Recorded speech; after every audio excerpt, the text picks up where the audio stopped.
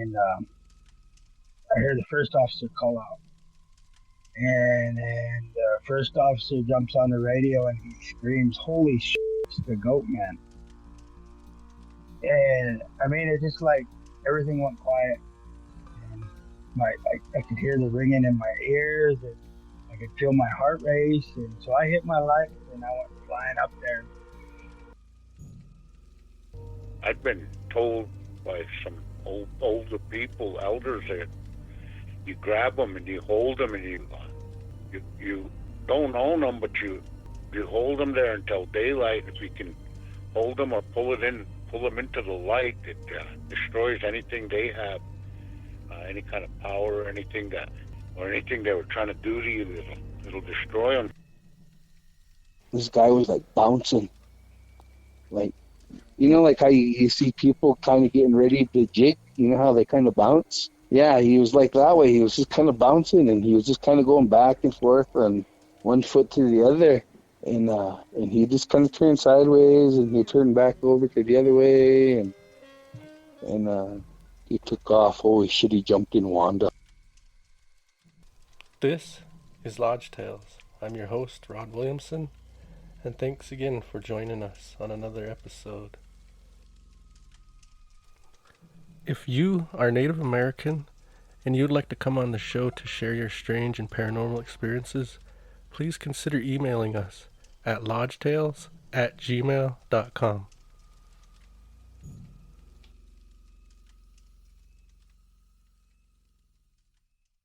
I'd like to start by thanking the patrons and listeners. Without you all, we don't have a show. Thanks for tuning in and giving us your support. I'd also like to apologize for the low audio quality.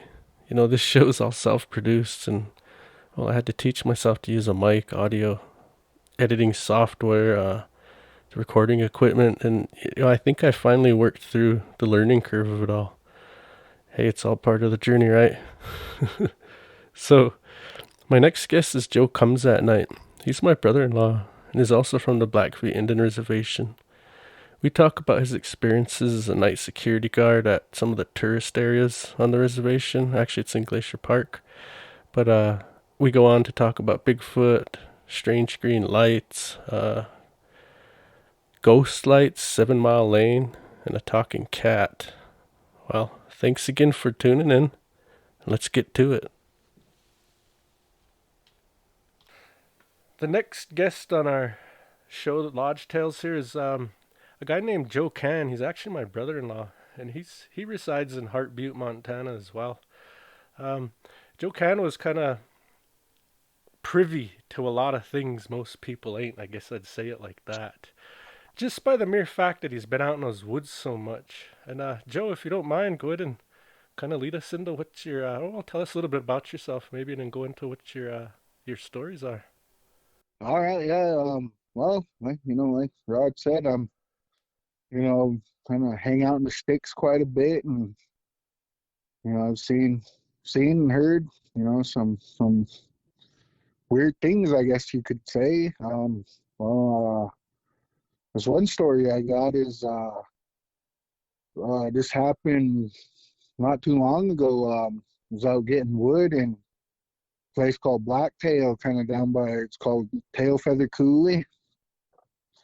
We was out getting wood, me and my family, and my youngest boy, he was just walking around. Told him to kind of stay close because I didn't know if there was any mountain lions or anything around, and ended up going down cutting some wood, and we were just sitting there, and knocked a few trees over, and was watching my boy walk around, and pretty soon he goes over to his mom and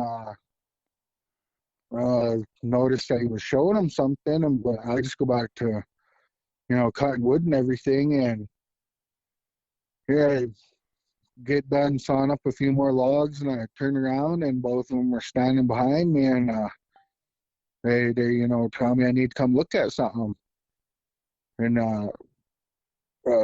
turn my saw off and go over and check it out.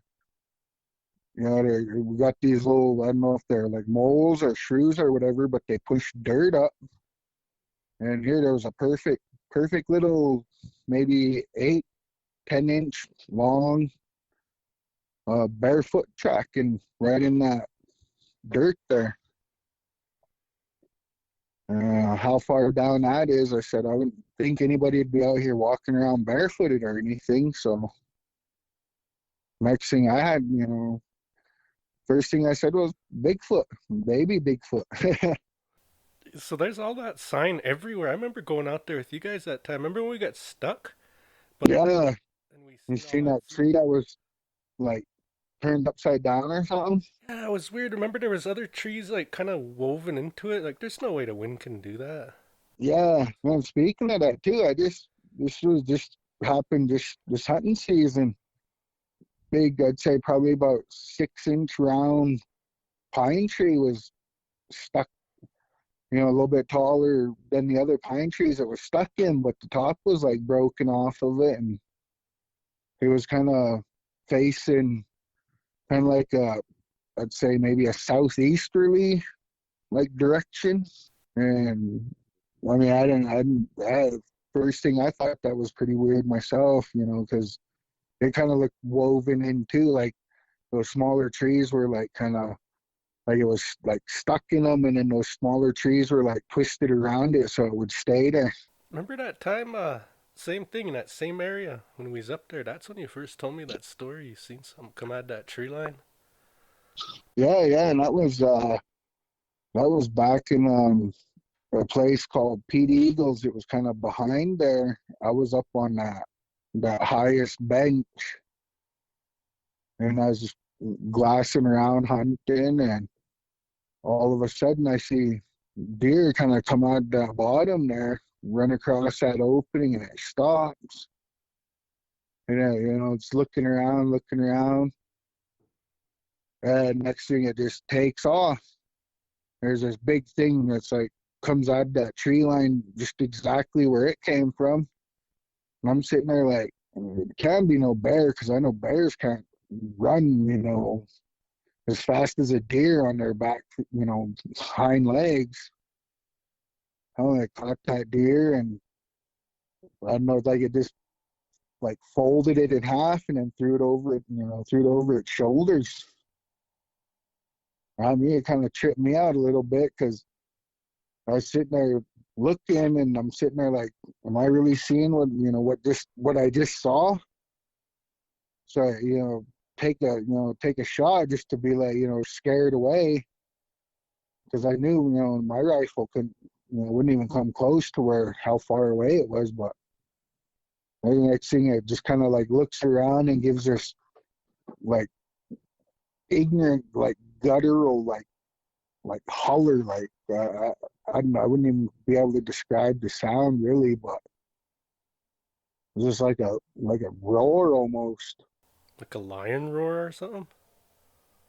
No, I'd say a little bit deeper and louder than a lion roar, almost like a holler. You know what I'm saying? And then there's this another place too, Mittens Lake. We were up in there getting the wood again, and there's this place where all these trees were like, I don't know if they were like pushed over by the wind, but they were like completely uprooted, and how they all fell together made this perfect little, I don't know, like little dome house or something. But I think what it was like the trees fell, kind of in a like cluster together, and then something just covered the top of it. It looked like there was like almost like a pine bedding in there, and then that like kind of spot where it was coming in and out was kind of like it was muddy, but it had dried up, so you couldn't really tell, what was all going back and forth in there. But I walked maybe 10 feet or so away from the entrance, and there was one big, I'd say, see, I wear size 12 boots, so it was probably like maybe 3 inches or better longer and probably like about maybe 2 or 3 inches wider than my boot and everything at the toe part. Man, that's huge. Cripes. As you think about all of these Bigfoot things, I mean, all of this Bigfoot that you've encountered and everything. Do you have any thoughts of maybe what it could be? I don't know. I've been sitting here thinking quite a bit, about, like I kind of look at it like this: is it's like, if it does exist and everything, what happens to the bodies?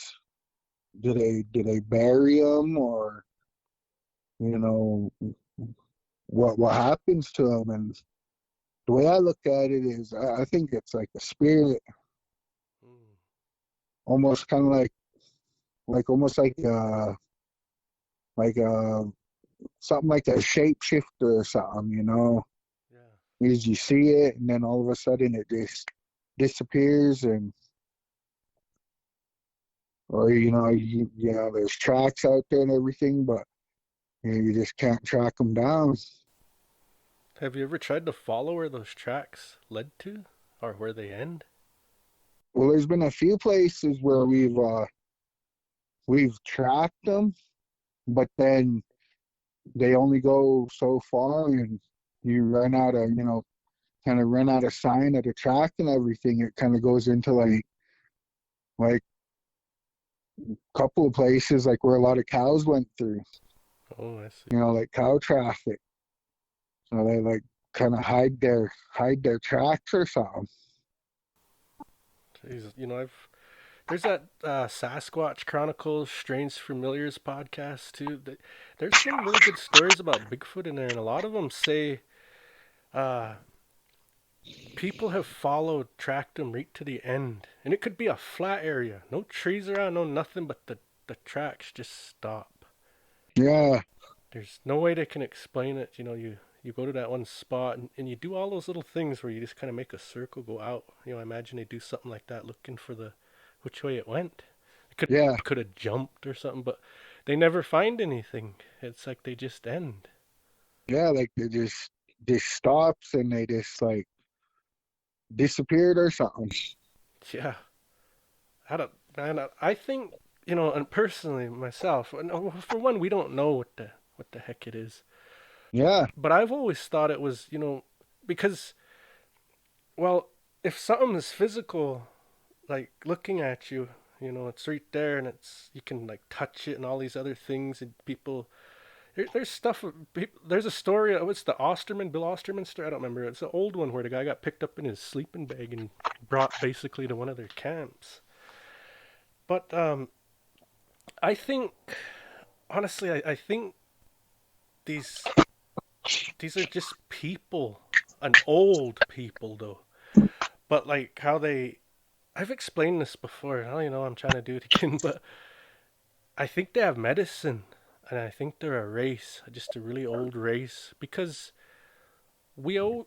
There's physical and there's spirit. Every time there's something physical, there's got to be a spirit to it, or it don't exist. In nature, it's just kind of how it is, how we believe. So I think that when you get haunted by a human spirit, yeah, well, you could be haunted by a Bigfoot spirit too, because they were physical, and that's just one of their spooks hanging about or something. And at the same time, since they live so close with nature like that, they said that a lot of those Bigfoot would protect us when we're out fasting and everything. They know what good is, obviously, based on these kind of, situations that I'm bringing up, or whatever you want to call it. But that medicine part of it, that's what I think they have, man. I really do.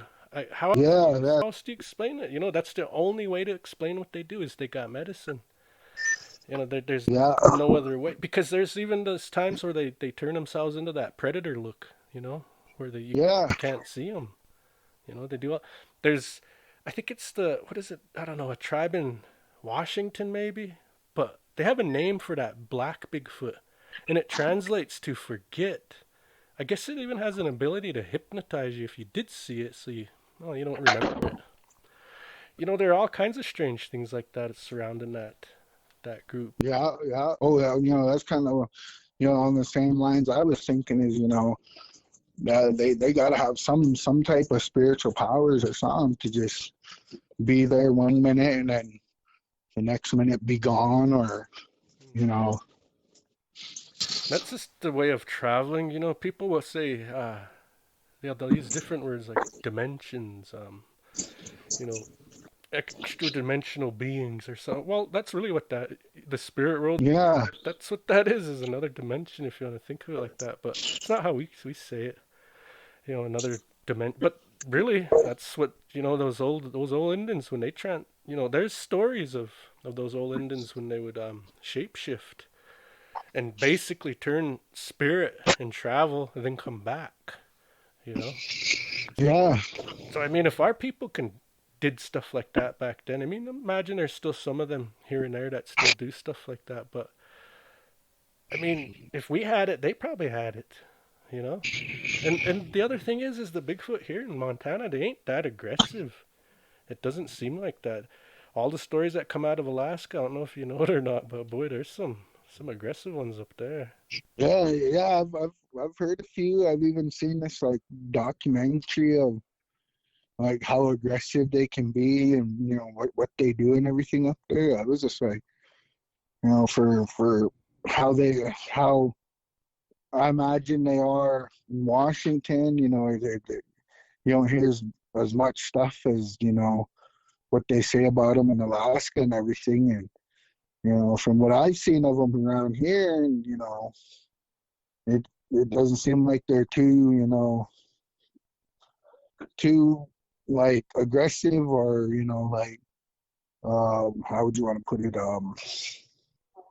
It's like they have more area that hasn't been disturbed down around here in the lower 48 and everything than what you would see up in Alaska, because you get people like all sorts of different people out in the brush and everything there, Hmm. and it's just not too much like that here in like Montana or Washington. I'd say out of all of the places where I've heard about them and everything. So Have you ever heard them do anything weird like those tree knocks people talk about? I never heard those.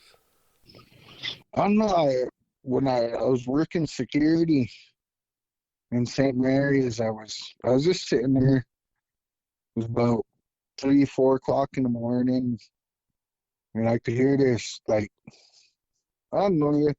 The way it sounded like to me, it was like a tree knock, but I mean, I couldn't be, really too sure about it, because, there was a lot of those employees up there were partying that same night. So I was just kind of making sure everybody was getting to their, like little apartments or their little the places where they were staying. They had the employees staying up there. So, I mean, and I didn't bother to get out and try to knock back or anything, but I only heard it like maybe only happened like 2 or 3 times, and then never heard it again while I was, sitting up at that spot I was sitting at. So, Let's change speeds here. That's a good little segue with your security. How about your stories with security? You got anything crazy that went on up there?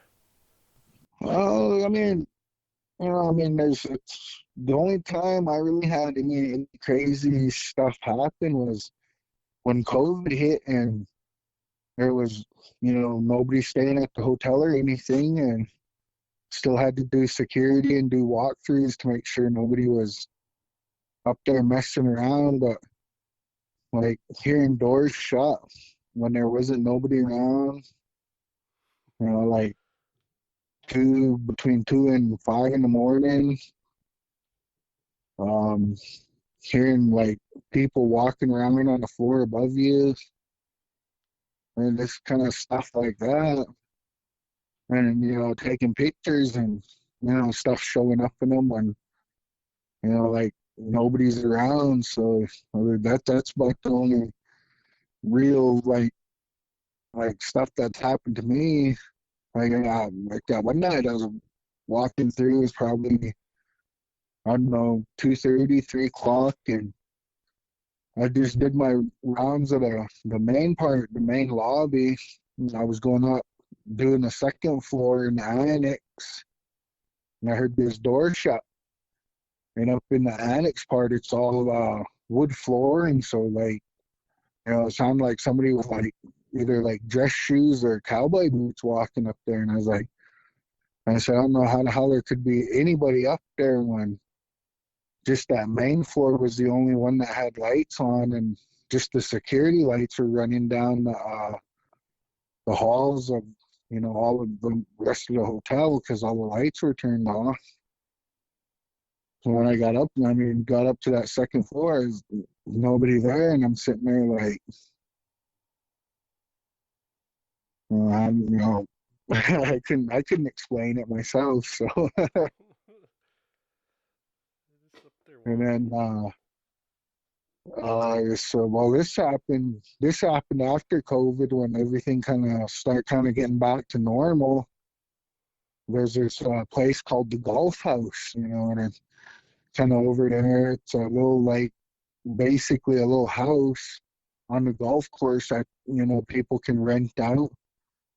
I had to go over there and check it out, and I just happened to get a call from my wife, and she's all, "Oh, send me a picture where you're at." So I take a picture. I'm using the headlights of our little side by side rig we have to cruise around.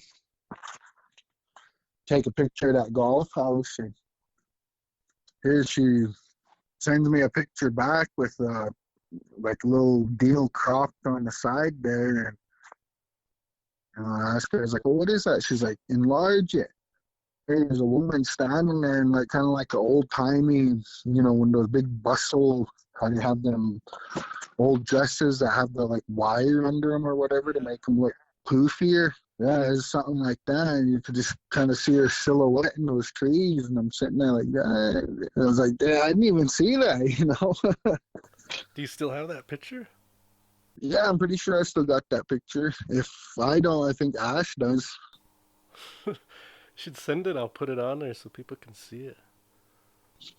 But yeah, I mean, that's, and then, like right now I'm working at the school, and heck, the only thing up here that I've seen or heard is just a little girl that everybody says they either see or hear. And she came running by the library one night and kind of giggled. And I was sitting there like, hey, it's like 9 o'clock. Well, nobody's up here, just the janitors. So how the heck did the little girl get in here? Walked out, checked it out, looked down that hallway, and nobody around. Jeez. Yeah, there's a lot of those. Remember that one picture that was in Facebook? Somebody said they caught a photo of Goat Man, but what it looked like was a shadow person shaped like a goat man, but it was Yeah, about 4 feet tall or so. Yeah. No, I just did a few. I did an interview, like I was saying before we got on the show. We're gonna have the next guest coming up, or by the time this comes out, the episode would have already came out. But anyways, Goat Man, that's another. yeah, I don't got no stories about that guy. Yeah, I'm pretty glad I don't either. Yeah, I don't know. That guy don't want to see me, and I don't want to see him. So That's how I feel about him. Jeez. Yeah, that guy's something else. I don't know about all that. But so any time that you were um out in those woods and stuff like that, looking around, there's like common things that happen when people see those Bigfoot, like sometimes they'll say the animals get all quiet. Uh, yeah, other times like I don't know if because I never seen one, but I think I walked into an ambush area. Well, not that this is what I call it. I think it was hunting there or something, but it felt like almost like you're on, how would I say it? Like you're in a plane maybe, or even underwater a little bit. My ears felt funny. There was something around. I didn't know what it was. Yeah, I couldn't see it. I just backed Dad there with my. Well, I did a little snooping and pooping around there, and I figured some things out. But that's a story for another day. But I there's weird things that happen, and what are some of the weird things that happened when you were out there? Well, it's like when we were talking about that story earlier, but when I seen that deal come running on the tree line, Mm-hmm. um, come to think about it now, everything it was pretty quiet. Like I hadn't seen any deer in that area.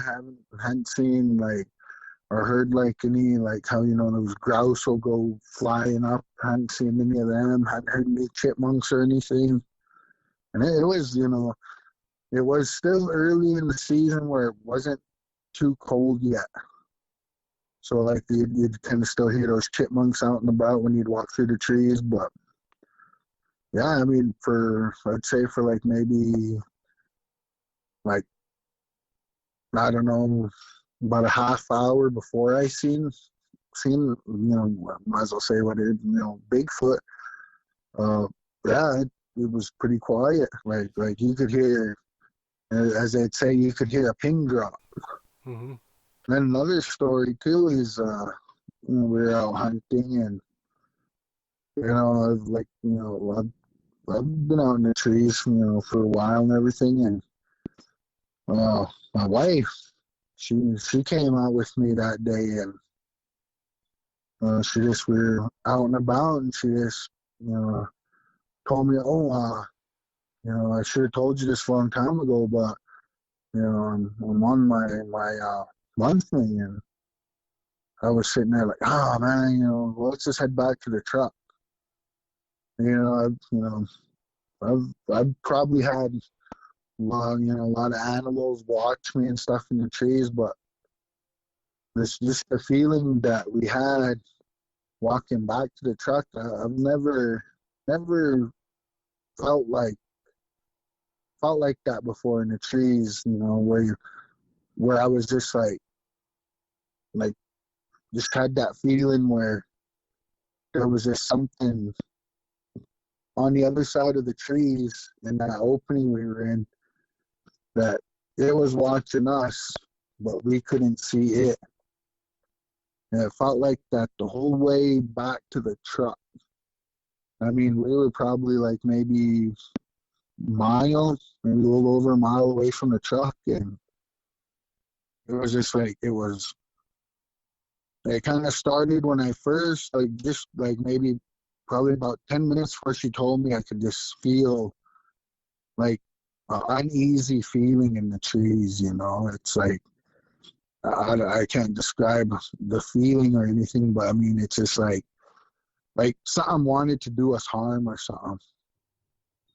That's the only way I could describe the feeling that I had. And finally, when we got to the truck, the only when I quit feeling like that was when we were inside the truck, leaving, heading out on the road. And the whole time I was just on edge, had my gun, ready. If anything, and I normally don't walk with my gun loaded in the trees or anything. I usually wait, see something and load up. But as soon as I start feeling that uneasy feeling, first thing, chamber the bullet. And I didn't even put it on. Usually if I chamber a bullet, I'm waiting for something, I'll put it on safety. But yeah, I was sitting there the whole time, like, something, and it felt literally like something. Any minute, something was just gonna come running out, blasting out those trees towards us. Jeez. Probably if you didn't have that gun, I wonder what would have happened. Nah, that's what I was thinking too. I said, or if we had a little bit further more to go or something, to the vehicle and everything. But yeah, it was just like I said, I've never felt more uneasy in the trees in my whole life, out hunting, getting wood, and I was like, like you said, I've been out there for a while. The age I remember being out in the trees with my dad and brothers, I was like 9, 10 years old. Shit, I've never had a more uneasier feeling in the trees anytime except for that day. Even when I know there's a bear around in the trees, I've never felt, I should say, more scared, fearful that something was going to try to do us harm or do me harm or something like that. Like, I just, that's one feeling I've never had ever besides just that day. And that's wild. That's the same. You said it exactly as I couldn't when I ran into that little ambush area. It's kind of like how I was. Yeah. I was really, really scared, man. I could talk about it like it's nothing, but at the time, my heart was in my throat. Felt like I couldn't breathe. I couldn't hear. It was weird. It was just, yeah, I was scared, man. Then, as I was backing out of that area, because I walked into it and it made my rifle useless, but as I was backing out, I I was just gonna leave that area, and I never felt like that. Same with me. I grew up on that creek, out in those trees, and yeah, I never felt like that. I was trying to.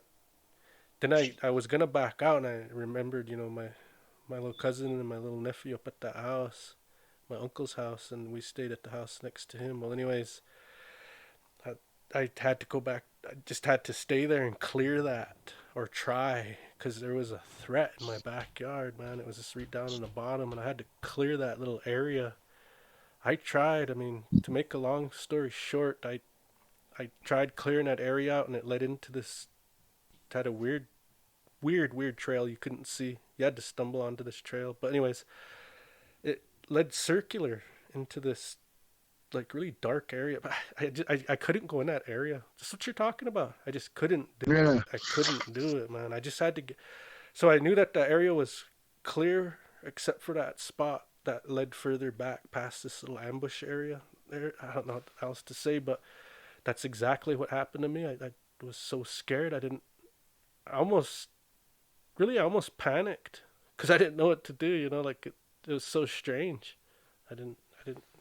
You didn't see anything, but you're scared. Yeah, I scratched my head at that for a long time. Yeah, just something you can't wrap your head around. It's just it's like one of those scared, anxious, don't know what's gonna happen type feelings, and Yeah, like in the military, you getting ready to do something a little spooky or scary and nerve wracking. It's the same tensed up. Any minute you're gonna get hit. yeah, and that's totally how it felt too. Like any minute was just gonna be like right there, and then yeah, like I said, as soon as we got in the truck and we were leaving that area, that's I kind of was like finally comfortable enough to let my guard down. What about those little people? Have you ever seen them or heard of anything about them? I've never seen a little person, but I know they got to be around because I've had stuff moved around on me and stuff come up missing, and it's usually always like shiny stuff. Yeah. Those guys. Shiny little objects or something. Yeah. Mm-hmm. Yeah, that's probably them. What about UFOs? Have you ever seen any of those? My brother's always seeing them. I mean, I've seen like lights in the sky and stuff, and well, this was probably about last year, October. Um, we were coming up from old agency and seen something like we thought it was up on the ridge, Ghost Ridge there, and thought somebody's driving around up there. Got closer and no lights or anything up there, and a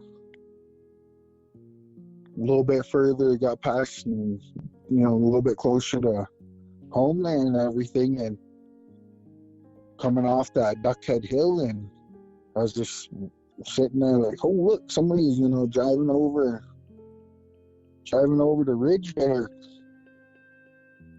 and we were sitting there, and about the time they should have hit the road, nobody was, no cars or anything were there, and And that's what it looked like, was car light, tail lights. We got closer, a little bit closer to home, and right above the mountains, I could have swore there was a car driving in the clouds. You could see their headlights, like two lights. They kind of like they were coming out of the clouds there. Then they stopped, backed up, and then you could see their tail lights. And they'd drive around. Then you'd see when they went like sideways, because you'd see like one tail light and one regular light. Then they turned around, and you could see like two headlights again. Then they went back north and just disappeared. Weird. And you said those lights were where? In the mountains? Or on that? Yeah, they're above. Well, the last time we seen them, they were like above, just right above the mountains, close to home here and everything. So. You mean right above Heartbeat Mountain there? Yeah, kind of like right above Heartbeat Mountain, a little further north than that. So like in the clouds, you're saying? Yeah, it was right in the clouds, just right above the mountains, right in those clouds. It looked like somebody was driving around up there. Then this other time we were coming out from town, right in Badger Canyon, it just lights up right in that gorge, just green. And all of a sudden there's this big old green light that just shoots straight in the air, just straight up. Then it just disappears. It kind of lights up that whole Badger Canyon area right there for like maybe, well, I don't know, 5-10 seconds until it gets up in the sky and just disappears. Whoa. So it went from the ground up. Yeah, it seemed like it came right out of where the gorge is at and just went straight up. Me and Daryl were just at the gorge this past summer, and when we got down to the bottom there into the gorge, I seen something weird that I never. I don't even know if I should say it, but I'll just share it. I don't know. I don't know if Daryl's seen this or if it was just me. I think Daryl might have seen, because we were talking about those elk prints, but I was the first one to walk back up there, and when I walked back in there, I was ahead of Daryl. Man, Joe, I seen some elk tracks back there. They just stopped. Like, I don't know what to. I didn't know what to make of that. I didn't bring it up to anybody either. And when Daryl was up there, I just said, or he said, "Oh, there was some elk up here, huh?" And I said, "Yeah." But I was staring at those footprints because I didn't see where where they went. And it's out in a little sandbar, so it would have been like 15 feet to the side to where, I don't know. It's just odd that you say there was a big light coming out of that place right there. And I seen something odd up there. Don't know if it's, yeah, huh. I mean, it's oddities, Dude, that green light stuff. Okay, so here's one I got for you, Joe. Okay, you remember? Geez, I don't know if I should say these names. Okay, so the Holy Family down in Old Agency, you know what I'm talking about, right? Yeah. Okay, so they were having a doings. I think it was a nightlight. I don't know. Oh, they were painting faces down at that house down below theirs. And so everybody was pulled up there, and well, see, there was some drama, family drama going on. So I got worried that I don't know. I just got worried. My aunt used to always tell me to be wary of uh, of things. How would I say this? I really want to be careful because I don't want to offend anybody, and I don't think there's anything, Well, okay, so I was hesitant to go in there for whatever reason, right? I have my own reasons for that, and I was hesitant, and I didn't know if I should. It was one of those, right? And I'm just like, okay, and everybody was getting ushered in there. Clifton was coming out getting everybody, and I was the last one out there. Me and Blue were sitting in that car, and finally he come out there again, and we went in. I stood on a porch, Blue went in. And I just stood there by myself. Oh man, I didn't want to. Clifton peeked out that door one last time. Come on, Rod, come in. I said, I'll be in. And I just stood there. I was really hesitant.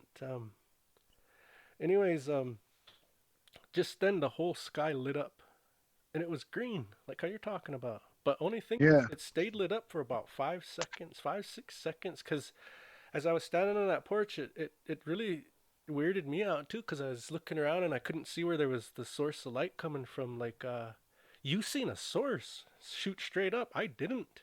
It's just like the whole night sky was a green, glowing light, and it turned on like a light switch all by itself. The sky did. There was no source to this light, just the sky. You know, like you'll see northern lights, there'll be a source. You'll see a comet come down, meteor, there'll be a source to that light. There was no source here. And what was weird was when I looked down at those cars, the shadows were the light was trying to come under the cars from all directions. Like, you know, when you have when it's evening, that shadow casts on the other side of the car? Not this time. There was no shadows those cars were casting because that light was keeping all their shadows right under the cars if there was any shadow at all. That's what I thought was really strange about that. And I could see far. Man, I looked up to my uncle's house, my Uncle Marvin's house. I could see his house from that porch. I looked all the way down by those Badlands. I could see that way.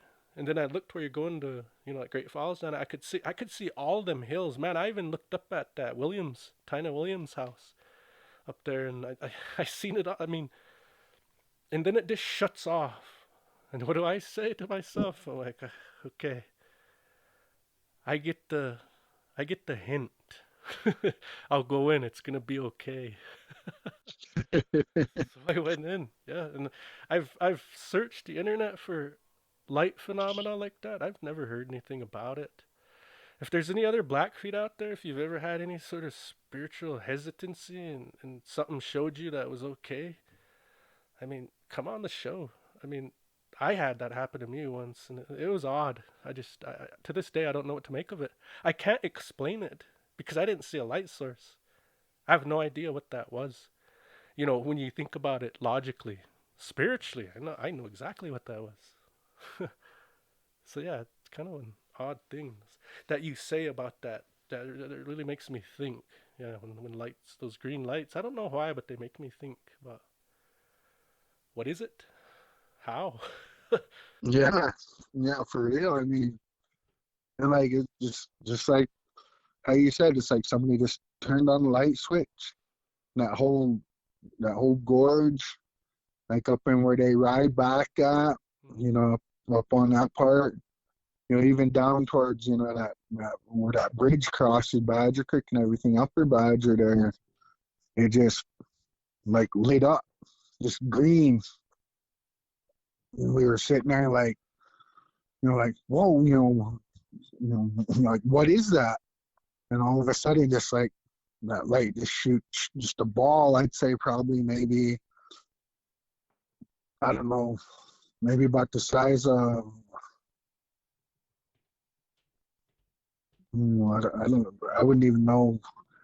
I mean, it was a pretty good sized ball of light that just shot straight out there, just just followed a beam right up into the sky, and then it just like you said, they just turned the light switch off, and everything just went back to being dark nighttime. Yeah. Jeez. There's some odd things, man. I don't know how to explain that. Cause with you, okay, so you said so. How was it? Was it already lit up as a ball, and then that ball just simply detached from the ground and went straight up? Well, what we seen was it just like lit up, like there was a light source there, a really bright light source that was like basically, I'd say, shining, like like when those big lights that shine up and you could see their light shine in the air and everything. That's what it seemed like. Then all of a sudden it just went straight in the air, but there was no light source underneath it, like no beam underneath it. It just went straight in the air. So I mean, that's the thing. I didn't understand what it was, or you know then it just seemed like as soon as it hit the sky, like somebody just turned the light switch off. I was asking you about lights kind of for a reason too, Joe. They say that these folks that have experienced these Bigfoot encounters and such like that, it's common that you'll also experience UFOs of some kind. Lights, whatever you were seeing. That's why I Yeah, asked. yeah, yeah. And sure enough, you said some. Yeah, I think that's really. And the crazy thing is too is that that light, phenomenon or whatever you'd want to call it, happened. I'd say maybe 2 to 3 years before I seen, that Bigfoot. You might as well say it was. Run out the tree line and cross that opening. So what I mean, and the things that I've been seeing lately, just like on these Bigfoot shows or whatever, or just like listening to podcasts or whatever, and then that, like you said, they go hand in hand. I wonder what the relationship is, if there is one, because I think there is one. But Yeah, I mean, there's some sort of significance, there that you either see one or the other, or you end up seeing both sometime, eventually. have you ever seen them both at once? Nah, I can't say that I have, because usually, like if I see any like the Bigfoot signs we've seen, it's been during the day, and like I said, I haven't noticed anything, but I mean, for all I know, they could be there, That's weird. because I'm really not watching too much in the sky. I'm sitting there looking, like if I see a track or something, I'm looking to see if I can find more tracks, or kind of get a general idea of, like, look at the direction the tracks are going and saying, like what would make them want to go that way? Right, that they're walking, are they just walking to just check out their surroundings? Are they walking to migrate? Are they walking that way to migrate? Or are they searching for something? What makes them wanna do the things they do? Leave just certain, maybe a footprint or here or footprint there, then nothing. Like, and then the deals, like the trees that are tipped upside down, like uprooted and pushed back in the ground, or like the trees that are like a direction marker or something, like are they migrating, or is it something for other Bigfoots that are traveling to say, oh, okay, another one went through here or something, stuff like that. I always refer back when I have little questions like that. I refer back to the old Indians, right? So in the Blackfeet land, we've got those four boundaries around our traditional territory. You know, they might have made counties and stuff now, and where it might have been pushed way up north, but our big rock boundaries are still there to tell the other tribes, back off, man. This ain't yours, or you can't hunt here. It might be the same thing. Yeah, who knows? Yeah, for sure. Another thing too, I wanted to ask you before we end this. Have you ever seen any? Well, we know what the UFO lights are and stuff, right? But have you ever seen any of the ghost lights? Oh, like I don't know. I've seen this, and the only what I've been told from like my dad and everything is, he called it a jack-o'-lantern, Yeah. little ball of fire, just kind of bouncing. Yeah. I seen this down in Bill Rose's. I was kind of bouncing on that top ridge, kind of on that like the northwest side of Bill Rose's, that coulee there. I was just kind of bouncing on top of those hills up there. Some graves up there too. Yeah. Huh. And he told me after that, he said, well, you better quit riding your four wheeler back and forth down there after it gets too late. Yeah, So I never questioned it or anything. So, I mean, so all he told me was jack-o'-lantern. And I was just like, whoa. Then this other time, too, we were driving, going through the mountains. I was pretty young. I was going through the mountains with my mom. We were going over to see my grandma. And it was winter time. I think it was just it was either Christmas break or Thanksgiving break, and we were heading over and got a kind of late start out of here. It was a little after 4, anyways, and we were just up there by the goat lick, and on the other side, not the train track side, but like up on that kind of like the mountains part side there. Mm-hmm. I seen this like light, almost looked like a torch going through those trees. And I was sitting there, thinking to myself, if there's that much snow, I said, and I said, how would anybody be, up there walking around with a torch or anything? I mean, there had to be at least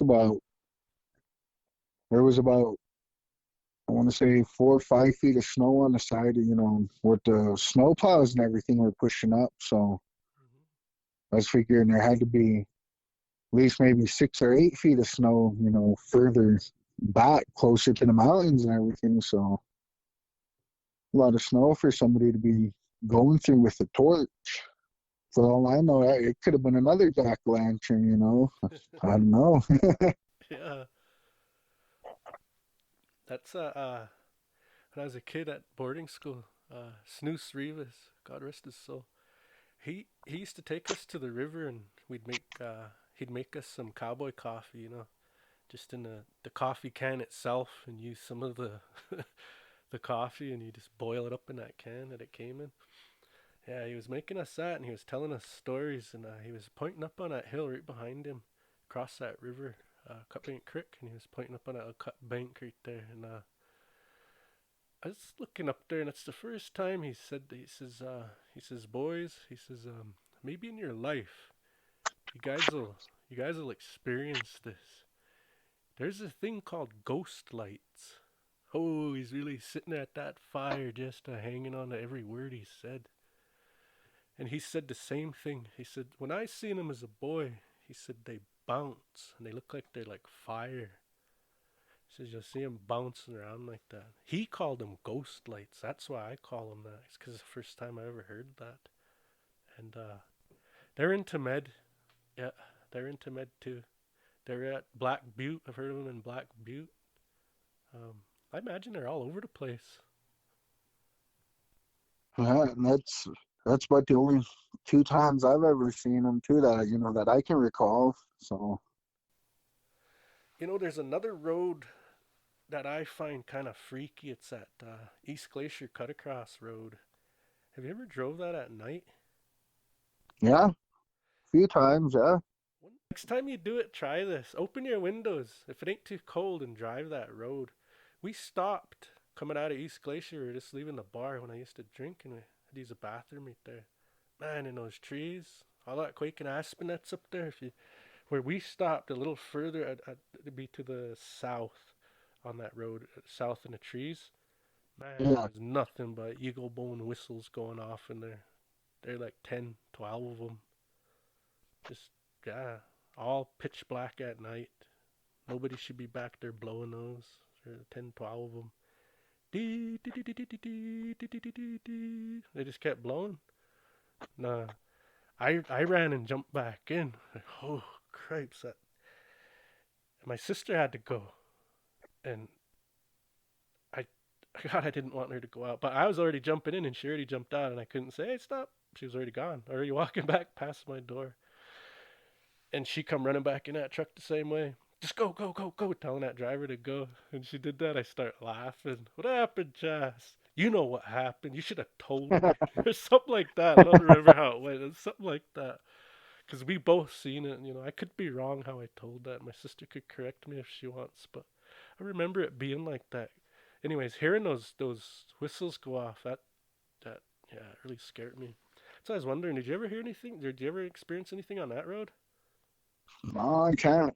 Yeah. I can't say that I haven't really experienced anything on that East Glacier cutter cross. Just but the only cutter cross I've experienced anything on is at 7 Mile Lane Oh, it comes up again. We were just talking about that. and that ghost car. You seen it too? Yeah, well, we were coming up from Bozeman. We got a late start out of Bozeman that one time, and we were probably, I'd say, maybe halfway down that long stretch, give or take, and we just seen this car come around those two wicked little S curves there, and we were just, I was like, oh, somebody's really flying towards us, and we're just driving along and kind of see their headlights after they came around that other corner and started getting, like they were coming up that stretch there, and any minute I was expecting them to just, you know, come flying by us, but we we weren't as close to that dip as they were, and I seen when their lights went out of sight, then they didn't come back up out of that dip, and that dip's probably like maybe about a half mile, maybe quarter mile away from that sober up coulee road, and like I was sitting there, Ashley telling me, oh, where's that car at? And I was like, I don't know. It should, we should be seeing the headlights. It should be dang near passing us by now. And get all the way up to that sober up coulee road and never passed a car. Never, never seen taillights, turning back around. Nothing.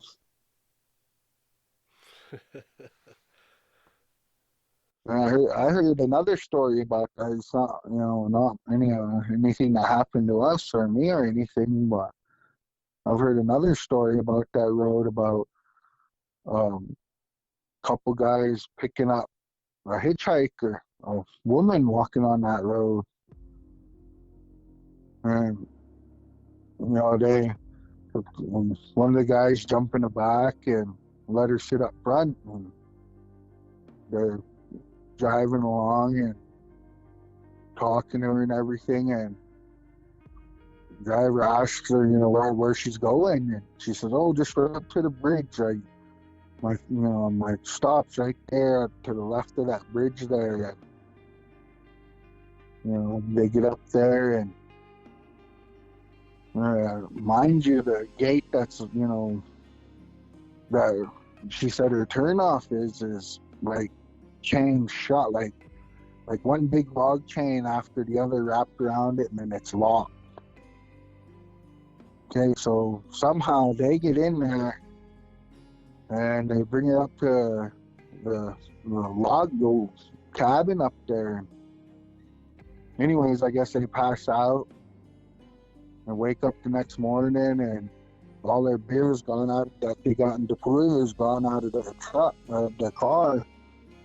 And it's stacked up right in front of their car, and I guess there's barefoot tracks that get out of the passenger side, walk into that house, and there's like two big padlocks on the door of that house, one at the top and one at the bottom of the door, so nobody can get in there. And heck, nobody's lived up there for years as far as I know, until just like recently. People's kind of like within the past maybe 4 or 5 years they started fixing that cabin and stuff up. But yeah, nobody had lived up there for years before that though.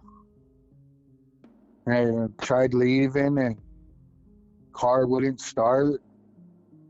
So they walk out, walk back to the road, and the gates all chained shut. There's nowhere they went through the fence at or anything. So they call home and ask for somebody to come get them. Somebody come gets them, and then when they go in to get their car, they unwire the fence and go through the fence like that. They're up there boosting their car. Their car don't boost or nothing, don't start. So they hook up, drag it back to the road, get back on the road. Then they start messing with it after they get the fence all wired back up. They start messing with it again. Here it starts right up. And did they describe that woman, that lady? Well, the way they start describing her is to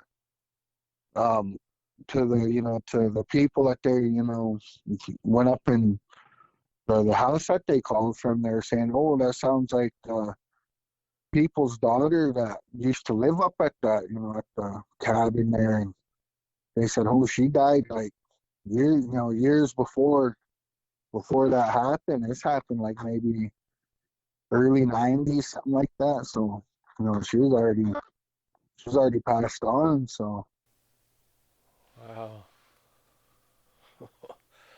Well, Joe, I ain't gonna let you go until you tell me that story about that talking cat.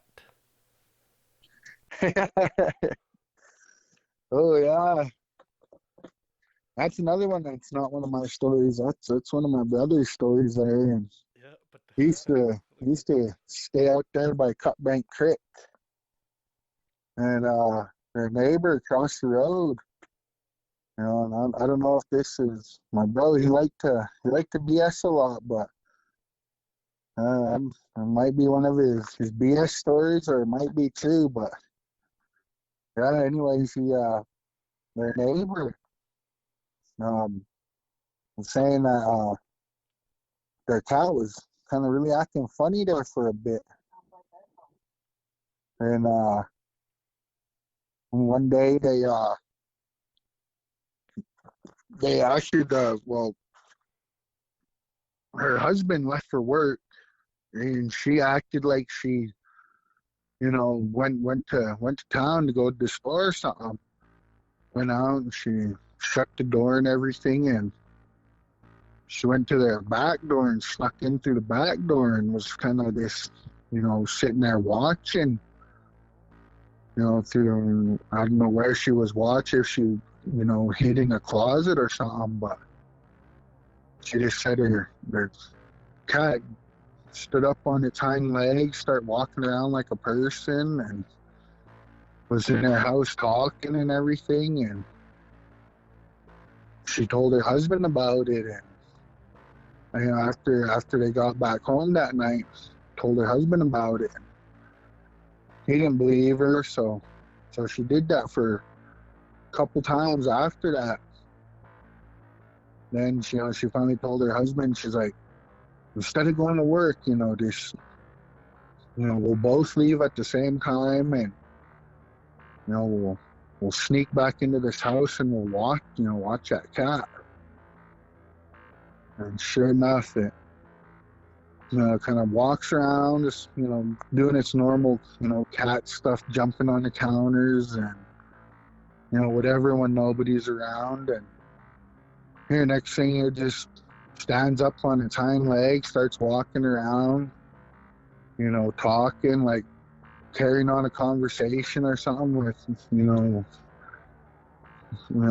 whatever's there with it or whatever. And they come out, and that guy starts praying in Blackfeet.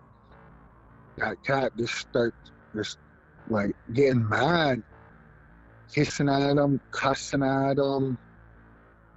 Pretty soon he goes back, goes into their room and grabs his gun. He shoots that cat.